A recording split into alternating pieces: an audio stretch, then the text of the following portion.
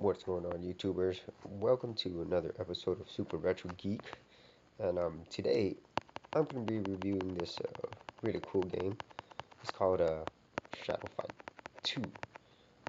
I've never played Shadow Fight 1, and it's made by this company called Neki, and they're the ones who made the game Vector, which was a parkour-based game using the same shadow animation technology. And as you can see, the animation looks awesome.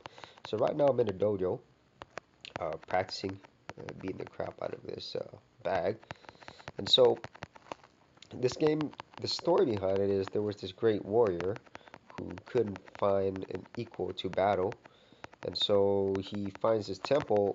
And when he releases it, opens it, all these demons come out, and he gets turned into a shadow. And so hence the name Shadow Fight. And so his whole goal is to go and destroy all the demons that he released. Now, I'm going to go give you a little tour of this game before we actually get into the action. Um, on the menu, you could actually do different things. You know, you could go to the dojo, you could actually buy weapons, which are right here. Wait, is that weapons? Yes. And so you could outfit your um, warrior with many different weapons.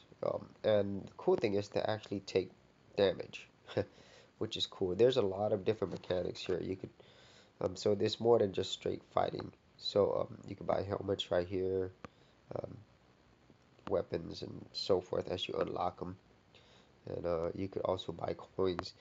So okay, so let's go back to the menu, and you could also learn new techniques too.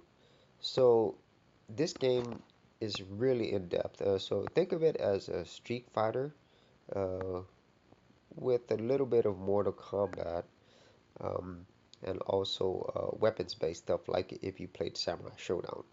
So enough of that. Let's actually get into the game itself. So as you can see, there's a world map here, and I think I'm on stage 6 of 24. And so there's actually a story behind all of this. So as you progress, you get further into the story. And one of the great things about this game, even though it's a freemium game, there's not like really annoying ads all the time. And another great thing is you could actually play this offline. So let's go ahead and fight. Now, if you notice, the animation here, it looks great, but it's really floaty, which means that, once you make a move, it takes like a second or two before you actually do the move. So it's not instantaneous like it is Street Fighter. And I really think that's due to the fact that my tablet is older, and so it can't run as fast as it would on a newer device. So that's what I think it is. It is still playable though. And as you can see, as you're fighting this enemy, depending on how you hit them or her and where they get hit, it'll give you different points for it, or which you'll get money for. Let's see if I can beat them. And as you see, the animation is really cool. I can't say enough about the rotoscope animation. It reminds me of Prince of Persia. If anybody remembers that game, that's actually what started Assassin's Creed, the precursor to Assassin's Creed way back when. So let me see if I could beat this guy. Oh, jump. And the floaty nature of this, it makes it hard sometimes to time your attacks because it's not instantaneous. And like I said, as you're using your weapons, it actually wears down, which adds, like a strategy element to it. So that's cool. So the developers, they didn't just make a simple game, they actually took the time to develop a story, add different things that will make it fun, make you want to keep playing. So let me see if I can beat this. Oh crap. And there's my armor. I bought this cool armor that it reduces your hit attacks randomly by 50%. So this guy could hit the crap out of me and I'll still be okay. Nope, now I'm dead. Let's go for round two. And if you notice, like the backgrounds, it's really cool. I've set it on low quality rating, but um, it's got various animations behind it. Oh crap, and I'm getting beat. And these enemies, they get progressively harder. And what's cool is it's not just the fact that they just get hard just for the sake of being hard, but their techniques are different. The weapons they use are different. Some of them are only hand to hand. They have different skill sets. You know, some of them have more agility. So, like I said, the developers place a lot of time in developing this so that you do want to continue playing this game. And if I could ever beat this guy, maybe I could show you the perks that you get. And even if I lose, the game opens up different things. And I'll show you what I mean. Either I beat them or I lose. Let me see. Let me jump kick him. Oops, that didn't work. Come on.